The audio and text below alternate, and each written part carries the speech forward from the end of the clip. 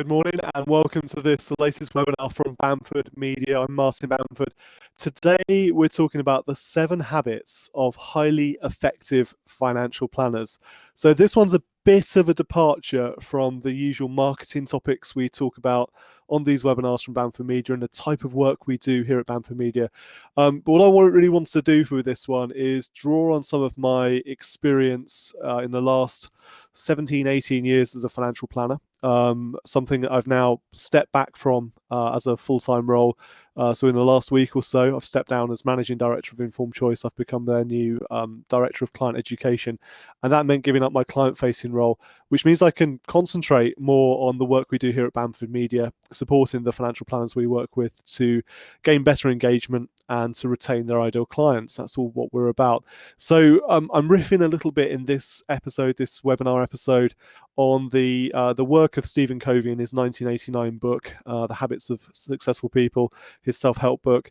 And what Covey really talked about in that book was how to be effective, you have to effective in attaining your goals, you have to align yourself to what he called true north principles. And these are based on your character ethic. Now, I depart quite a long way from my work. If you've read Covey's book, the work in that book, this is, as I say, really based on my personal experience in the last 17, 18 years. But a lot of the factors I guess I've come up with do have alignment with that. So they differ, but they have alignment. And I've tried to tailor them to the successful financial planners. And I've met hundreds, if not thousands, of financial planners during my career. And the ones that are successful, by any measure of that word successful, because obviously success means different things to different people, but any measure of that word success, the ones who are successful tend to have similar character traits, similar ways of doing things. It's worth saying before I get into these that you don't have to agree with everything I say in this webinar, and please don't actually. If you disagree with anything, then please let me know and use the chat bar on the side of your screen. That side of your screen. There we go. Use the chat bar on that side of your screen to ask questions, to agree or disagree as we go along. And it's lovely to sort of see people typing comments in there as we go. But let fire up these slides, and there we go. You can have me in the bottom of the screen as well. And let's get into them. I'll share with you first then what the 7 habits are that I've come up with. And then we'll go through each of them in a bit more detail where we can discuss them and I can answer any questions as well.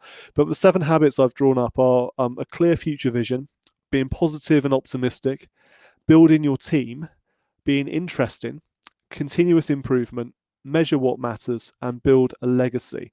So I won't linger on that one. Let's get straight into that first one, clear future vision.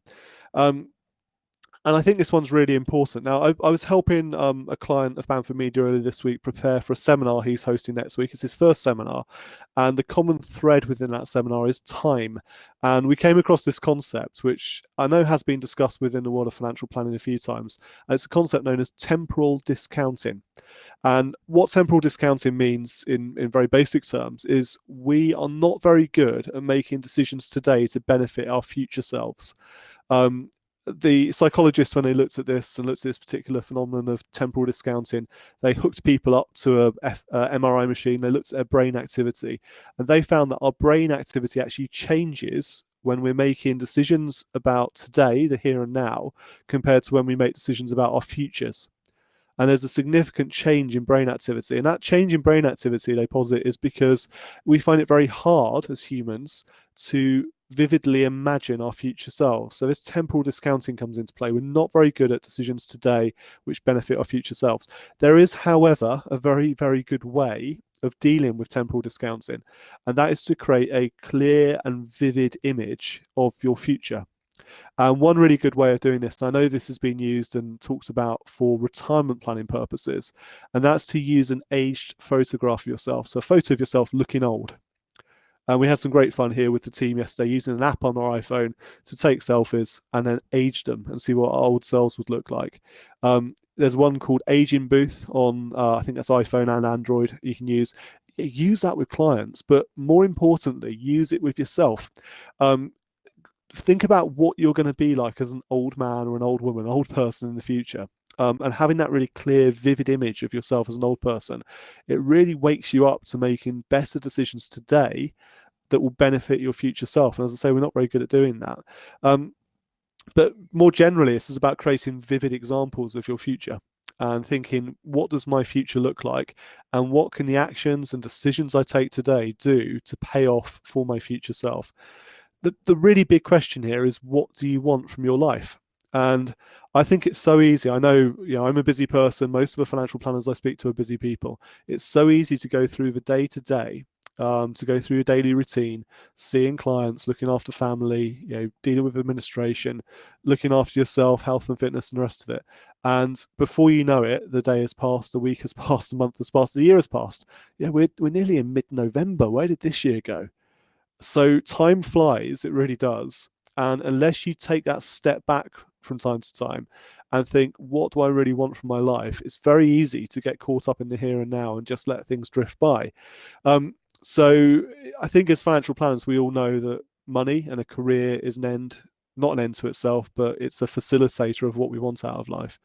And we tell our clients this and we help our clients through that process, but often we ignore that for ourselves. So mission is all about what you're currently doing, the day-to-day stuff, but your values are what drives your vision.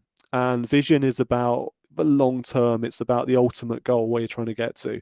One really powerful way of doing this that I'd encourage everyone to do is to create a vision board. Now, those of you who know me know I'm the least woo-woo person you'll come across. I mock people who read The Secret. I don't believe in this sort of cosmic ordering type philosophy and nonsense that goes on out there. But there is something very powerful about a vision board. And a vision board is really a way of graphically illustrating and reminding your subconscious on a regular basis what you're aiming for, what you're trying to get out of this life. It's inspiration. It's a way of training your subconscious brain to constantly be working towards what you're trying to achieve. And it's vivid examples. It's going back to that earlier point I made about temporal discounting. If you're thinking about the future and you're thinking about your future self, you're going to make better decisions today to benefit your future self. So make a vision board, use very visual examples on it, put it somewhere you'll see it every single day, whether that's in the bathroom or it's over your desk at work or somewhere you're going to be regularly exposed to it. And just exposing your subconscious mind to that vision board and the ideas on there is a really powerful way of making sure you live up to that clear future vision. So that was number one, clear future vision. Number two is being positive and optimistic. Now, very early in my financial services career, I came across a very wise colleague who explained to me that I would come across two different types of people in life. You get radiators and you get drains. Now, at the time I was told this, I was working closely with somebody who I think it was fair to say was a drain. Certainly the way I was responding to their behavior and their attitude, it was very draining from an energy point of view, from an emotional point of view. And I'm sure we've all come across them. We've all come across people who really just suck the life out of our lives, who take away all of the energy and vitality out of their experience. And they are out there. Now, there are also radiators out there, so people who exude warmth and life and energy and vibrance, and these are rare people. They're fewer and far between, I think it's fair to say. But we all have a choice about who we spend our time with. I think it's really important that we don't try and change the drains, because actually they probably have quite a positive experience behaving like that. And you can't change people ultimately. It's very, very difficult to do. It's very unusual to be able to change somebody, but you can make decisions about who you spend time with. Now, Jim Rohn once said that we're the average of the 5 people we spend our most time with. I know that's a philosophy that's been debated, it's been discounted in the past, but there's some truth in that. If we choose to spend our time around people who are positive, who are optimistic, who are forward thinking, who are receptive to change, then that can only benefit our outlook on life and our worldview. So think very carefully about the people you associate yourself with. Think about the 5 people you spend the most time with and what they're bringing to you. Now, one way to improve your positivity, improve your optimism, is this daily habit of journaling. Journaling is effectively writing down your experiences and your interpretation of the things going on in your world at that time. And it's a great daily habit. A lot of people I know incorporate journaling into their morning routine. 5 or 10 minutes in the morning, get your notebook out, get your diary out, get your calendar, whatever you want to write it into in your nice little journal, and just write a stream of consciousness down. It doesn't have to be neat words, it doesn't have to be nicely edited, it doesn't have to be good English, anything like that. Just write it down, get it on paper. And it's a very cathartic act doing that. It doesn't have to be a daily habit. And actually, as much as I strive to do that daily, I often fail in that. But as often as you can, pick it up. It's okay to be sporadic. If you do it once in a while rather than on a daily basis, journaling is a really, really good contribution towards that positive and optimistic mindset and habit. So that's number 2. Number 3, build your team. I think it's fair to say the most successful financial planners that I know and I've worked with in the past and I've come across are supported by great teams. And I know there's a traditional approach to the financial planning business, which is the financial planner does everything. The one individual, the financial planner, does everything from sourcing the clients and meeting with them to filling in the paperwork to selling the products to building the plan to looking after the servicing, and then everything behind the scenes as well in terms of running the business, the accounts, the HR, if they've got employees, but if they had employees, they have a team. But very often that's the traditional approach. They're not team players. They're lone wolves. Occasionally you get financial planners like that who might bring in an administrator or a PA to just help organize their life a little bit. But I think it's fair to say that the modern approach to a financial planner business, and one which is far more successful in many cases, is to build a team. And it's about getting the right bums on the right seats, having the right people in the right roles, doing all the right things. So modern financial planners tend to work with paraplanners and administrators, and that allows your focus to be on the really high value bit, the highest value activities. So finding the clients, working with the clients, keeping the clients happy. That's the bit that modern financial planners should be spending their time on. And also their own personal development. So becoming better at what they do, more effective at what they do. It's absolutely fair to say that we cannot be good at everything. It's impossible for one person to be good at absolutely everything. I know there's a lot of sort of polymaths out there who would claim to have massive experience and capability to do all sorts of things, but it's better to identify our strengths and play to our strengths than to constantly be fighting against our weaknesses. So build a team. Teams fill gaps in your weaknesses. So it's not about you devoting a huge amount of time and effort and energy to try and overcome those weaknesses you've got. It's about playing to your strengths and really leveraging on them. I think where I found before is that a financial planner working in isolation will reach a natural ceiling in terms of income generating capability. And that ceiling can only really be broken by building the right team, having the right people in the right seats, doing the right roles. So team building is very, very important. Something we use across the road at Informed Choice is called Strengths Finder by Clifton, and it's a psychometric test. It identifies 34 different themes within 4 different areas. So strategic thinking, relationship building, influencing, and executing. Because as I say, we're not all good at everything.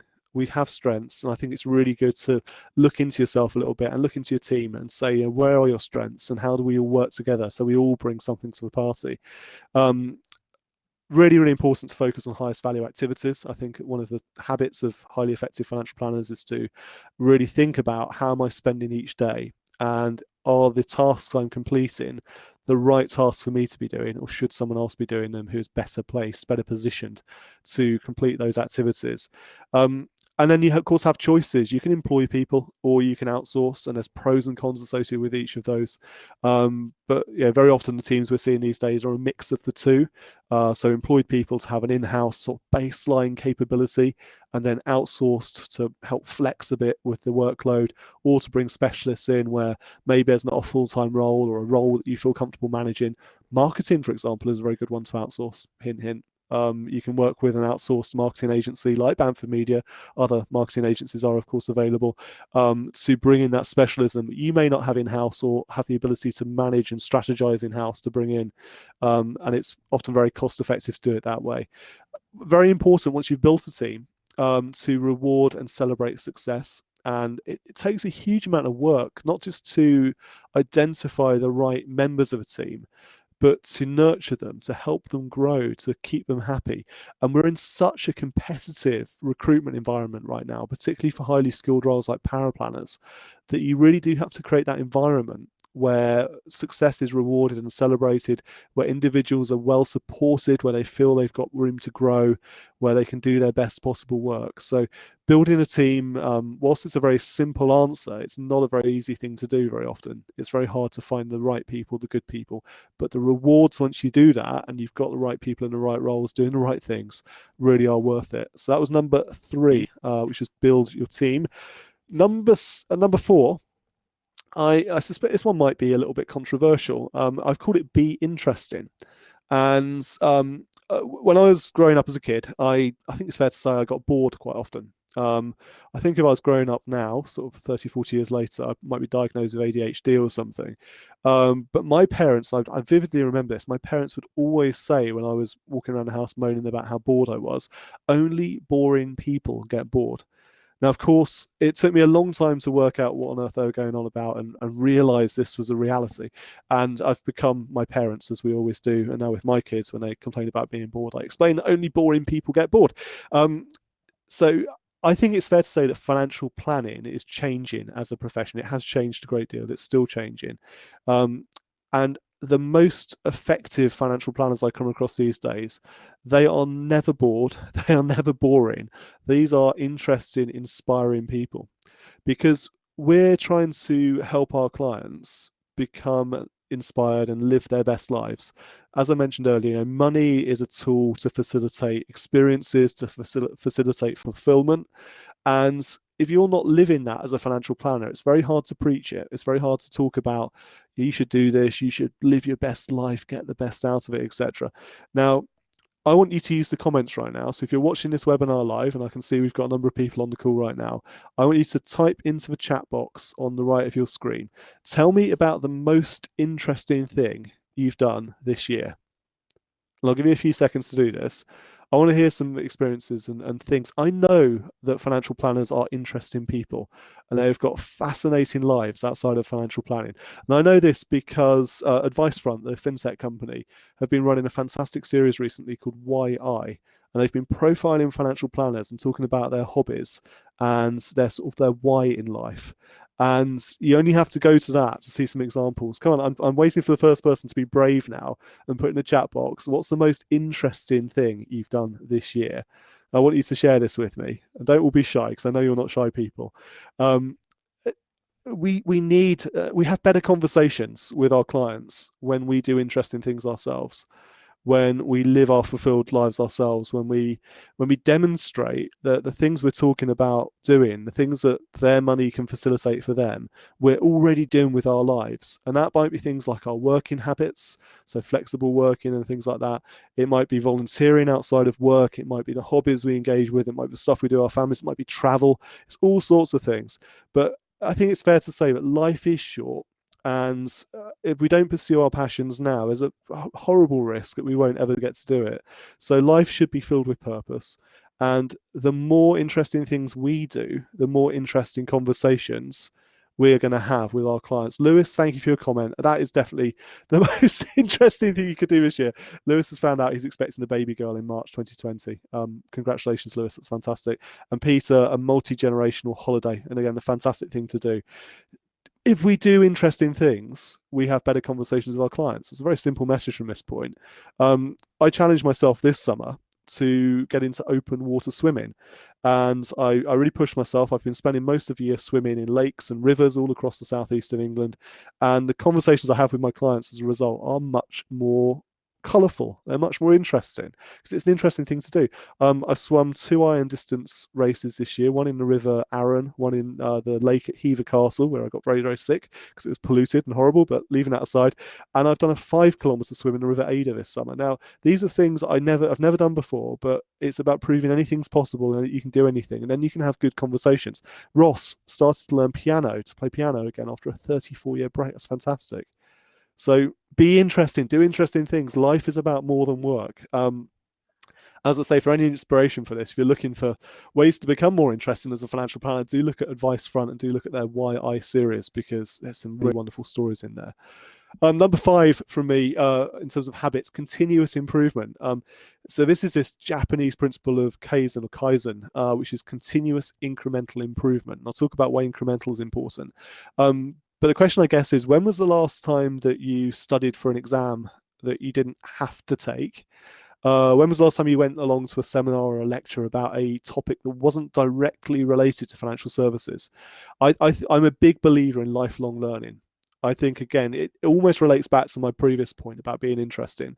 The more knowledge and the more experience we absorb through our learning activities, whether that's studying for exams, attending lectures, going on courses, reading books, watching documentaries, any way we do this, the more we absorb, the more rounded we become as individuals, the more we have to draw upon when we're speaking to our clients.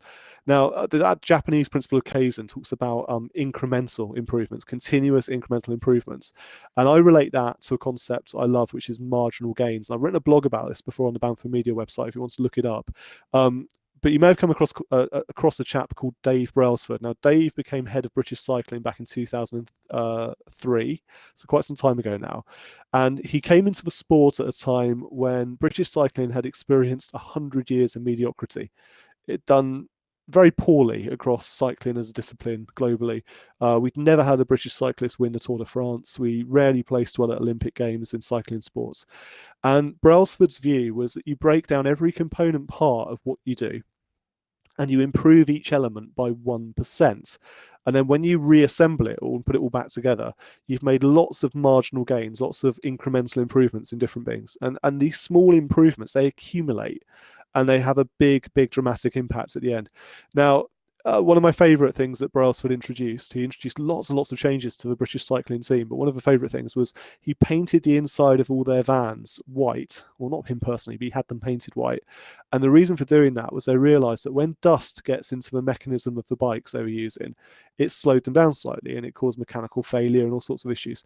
Now, by painting the insides of the vans white, they could see any speck of dirt or dust before they loaded the bikes up and afterwards and keep them absolutely clean.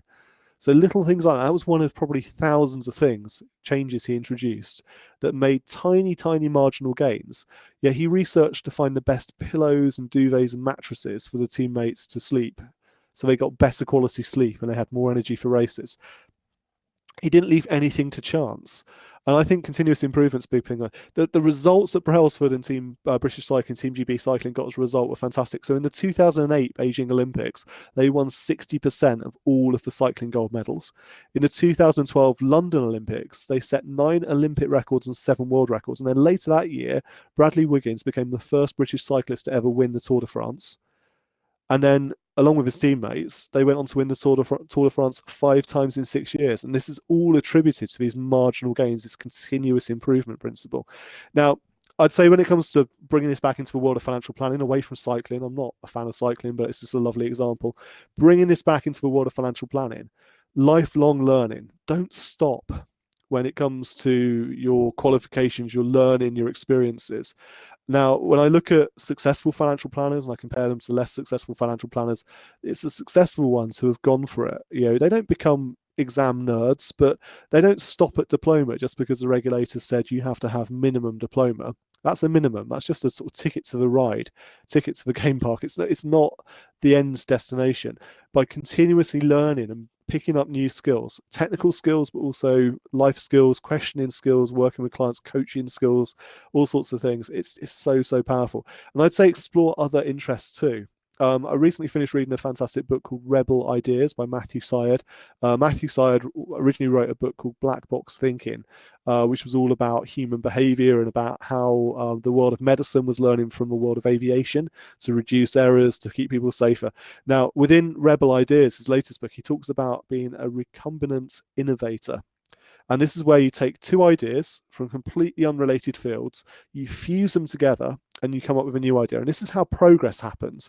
So I think the more as financial planners we look without our profession, so outside of our profession, to other disciplines, other fields, and then just get exposure to those and think about how can we use those things within our roles to improve the lives of our clients. And read more books, watch more documentaries, get along to seminars and workshops and courses which are not put on by financial services providers, which are not directly related to financial services, because you then become this recombinant innovator and you get different ideas you can fuse together and make something completely new and different, which is the way we change things, it's the way we progress things. Number 6, Measure what matters. Peter Drucker, management consultant, famously said, "What gets measured gets managed." And I think this one probably links back to my earlier point about future vision. So it's about how you measure what you're doing on a daily basis, weekly basis, monthly basis, yearly basis, etc. And I think as soon as you start paying attention to these key objectives and key results in your life and in your business, you start paying more attention to making sure they happen. So what we pay attention to tends to be the thing that gets our attention, that gets done, that happens. And a great way to approach this, something we've done at Informed Choice now for more than a decade and works very well for us, is to create what's called a targets dashboard. And a targets dashboard is a very simple one-page spreadsheet, and we've agreed within the business the key metrics which we know measure success within that business and measure progress to success within that business. So, of course, we measure fee income, because we have to reach a certain level of fee income to pay the wages, to generate sufficient profit and progress in the business. But we know, for example, that to reach a certain level of fee income, we work that figure back and we need to generate a certain number of new client inquiries, because we know for each client inquiry there is an average conversion rate, and then for each converted engaged client there's an average revenue, and then we know we need a certain number of those to reach the revenue target. So very, very simple way of measuring things, and we update that once a month. We discuss it in our monthly board meetings, so we know exactly what progress we're making. And we also know that other factors play into the number of new client inquiries we'll get. So our number of website visitors who are reading our blogs, number of podcast downloads, people who are listening to our podcast episodes, number of press mentions. These all feed in to the likelihood of reaching the desired number of new inquiries. We then have a conversion rate which feeds into engaged inquiries, and then the average engagement value feeds into the turnover figure. So very, very simple way to measure. And I think we can take this approach to this dashboard approach to our personal lives too. It doesn't have to be a business thing. Just what are the key metrics in your life overall, business and personal, which if you pay more attention to, you'll get better results from. And really, the successful financial planners I've come across in the past, they measure what matters. They know what are important metrics, and they pay very close attention to those important metrics. So that's number 6. My last one then. Number 7, build a legacy. And a quote there from Ralph Waldo Emerson. The purpose of life is not to be happy. It is to be useful, to be honourable, to be compassionate, to have it make some difference that you have lived and lived well. And it's often asked, isn't it, how many people would show up at your funeral and what would they say about you? And I think that's a bit of a morbid one. Legacy is often thought about as the thing that's left when we die, when we leave this planet, leave this world. What legacy really is, and I think the people that get legacy and build it into one of their habits, what legacy really is what you do today. It's about today. So it's about the impact you have on other people. It's about how you make a difference on a daily basis, and it's about bringing your best self into the picture as well. There's no formula for legacy. There's no one type of legacy that is better than another. It's not about having a statue of yourself built in the town square. It's not about having roads named or buildings named after you. Legacy means different things to different people.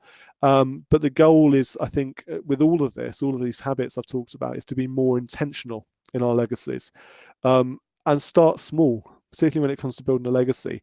I think if we start small, just what can we do today to be a better person, to make life easier for others, to make a positive difference on this world. That's all about starting small, build from there. And over time, if you repeat these consistently, it's a bit like the incremental gains idea. If you do these small things on a regular basis, they accumulate, and it does build a legacy in time, and it becomes a much bigger picture. So those were my 7 habits. I'd love to hear some thoughts on this. Again, use the chat box. And sorry, I missed one earlier. Nicola said her best, most exciting experience this year, she booked her holiday with the orangutans in Borneo. Nicola, that's fantastic. I'm very jealous already. Love orangutans. It's one of my favourite things to see at the zoo. But thank you. Do let me know what you think about that. As I say, it's a bit of a departure from our usual webinars. Our usual webinars are usually all about marketing, about strategy, about tactics, about how to win new clients. But I hope there's some tie-in here from the different things I've just talked about with what we normally talk about too. So we do have some more webinars coming up, which are a little bit more marketing related, and I'd love to book you on those as well. So 11 o'clock on Thursday, 5th of December, our last one of the year. how to create your ideal client avatar. So as you start planning for your 2020, I think it's a really good place to start. How do you decide the ideal types of clients you're going to work with? Because once you know that, it becomes very, very easy to identify where they hang out, the sorts of messages you want to share with them, that sort of thing. So how to create your ideal client avatar is the next one. And then our first one of 2020, which is still a little bit in development because I'm thinking a bit bigger on this one at the moment. But 12:30 on Thursday, the 9th of January, kickstart your marketing 2020. What I'm going to try and do is get some guest presenters and have a whole series of webinars on the 9th of January to help people just kickstart their year, their marketing, their career, their profession, every aspect really. So watch this space for a bit more information about that. But there'll definitely be a core webinar at 12:30 on the Thursday, the 9th about kickstarting your marketing. And then 10:30 on Wednesday, 5th of February, supercharging your financial planner website, taking it from zero to hero. You're doing some wonderful things with it. Now, you can register for all of those webinars right now, and that's at bamfordmedia.co.uk/webinar. There is a link there. And obviously, later today, I'll update the page as well to take this one off and move the next one to the top. But links can be found on that page. So bamfordmedia.co.uk/webinar. That's all from me today. Thank you so much for watching and for taking part. Lewis, thank you. If you want to get in touch with me, my contact details are on the page. You can visit our website, give us a call, email us there, hello@bamfordmedia.co.uk. And I hope to catch up with you again in December for our next webinar. But otherwise, in the meantime, if you want to schedule a 30-minute video call with me to chat about any aspects of your digital marketing or anything really, I'm happy to chat about anything, just drop me a line, hello@bamfordmedia.co.uk. I'll send you a link back to my online calendar and you can book a call in there free of charge, no obligation, just happy to chat, see if there's any aspects we can help you with. Peter, Ross, thank you very much for your comments as well. Thank you all for watching. It's been a pleasure as always, and I'll see you next time. Thank you.